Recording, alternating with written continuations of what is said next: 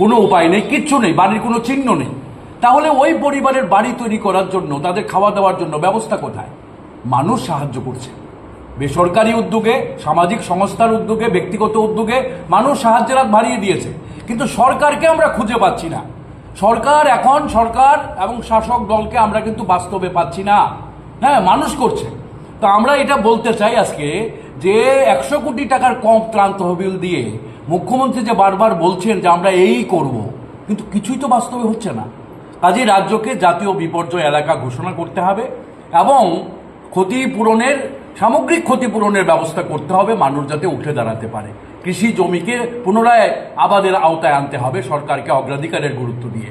আর আমরা বলছি এখন একটা জব ক্রাইসিস ব্যাপকভাবে, যেখানে ফ্লাড সেখানে তো ব্যাপক ফ্লাড এরিয়া নয়, এমন এরিয়া তো মানুষের আজকে কাজ নেই, ঘরে তাদের চাল নেই, খাদ্য নেই।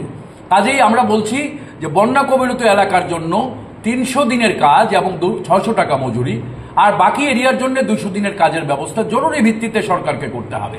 হ্যাঁ, না হলে এটা হবে না।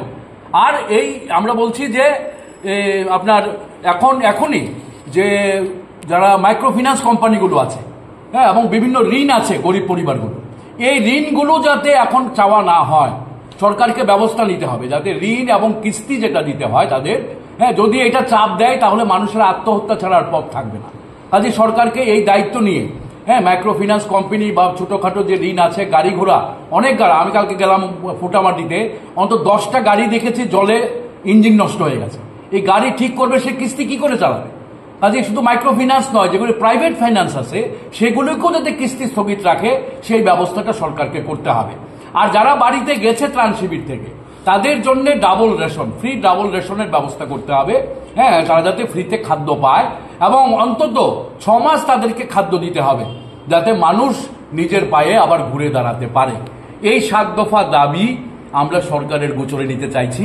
আমরা আশা রাখবো যে সরকার বাহাদুর, হ্যাঁ, যথাযথ পদক্ষেপ নেবেন। এখনো আমরা আশা করি, তারা মুখে বলছেন কাজে কিছু হচ্ছে না, কিন্তু আমরা এখনো আশা করি যদি সরকার বাহাদুর এটা না করেন তাহলে আমরা বাধ্য হব আমরা আন্দোলনে নামতে, জনগণকে সাথে নিয়ে।